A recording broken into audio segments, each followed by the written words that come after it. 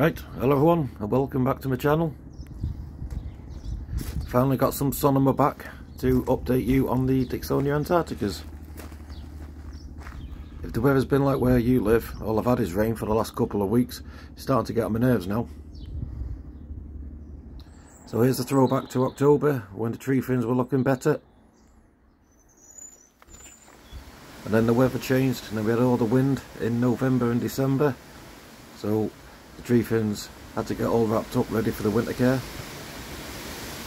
So as you can see now, all the tree ferns have all been wrapped up, and then we got hit by the hard frosts, which as you can see didn't really cause them too much problem at the beginning, but then we had the snow and then we had the big -8, and the problem that we had with that, it just froze for 4 or 5 days solid, and the tree ferns couldn't take that weather for that prolonged length of time. So as you can see now, the tree ferns look really shabby, tatty, worn out and tired. But what I'm going to show you and just tell you exactly what I do to try and keep the plants in good nick, ready for the spring next year. And then hopefully we're going to get some nice lush green fronds. So all I'm doing here, you just got to check to see if the trunks are still wet, because you don't want to let them dry out.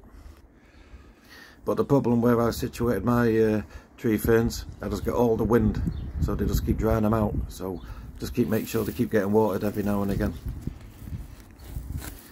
So the big question is, what do we actually do here with the spent fronds? Well, if you can look inside now at the crown, as the fronds are all bent over, that's opening the crown up, and the whole tree is actually made of the spent fronds. So if you cut them off, you're actually narrowing the crown, which you just don't want to do, because otherwise you're going to get a tree fern that's just going to keep getting narrower and narrower. So you want to keep the fronds on, because you want that crown to stay open. So now, if we look inside the top of the crown of the tree fern, you'll see what I mean regarding trying to keep it open, because you're going to have inside, it looks like a big tarantula, and you can see the new knuckles coming out. So they need the space inside to grow out.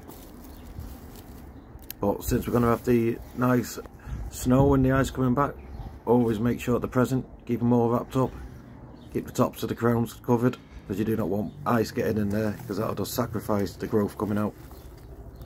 So as I look now on this other one, it's completely dried out, but I can't do nothing about it because I'm not going to water that with the ice coming. So as soon as the snow and the ice buggers off in the next 4 or 5 days, I give it a quite little water in, get some moisture back in there.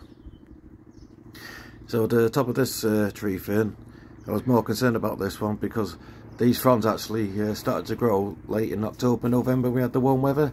So to be honest with you, I'm actually quite pleased with them because they're still green, they're not black, and I don't want them to die off. So yeah, pretty pleased with that bit so far for the winter protection. So all I'm going to say is, as for now, just make sure your tree ferns are still covered up, fleece inside. In the next 4 or 5 days, get out when the frosts have all gone, inspect them all, make sure that the tree trunks aren't dry out. If they are, give them a good old bit of water, and just keep them going now till springtime.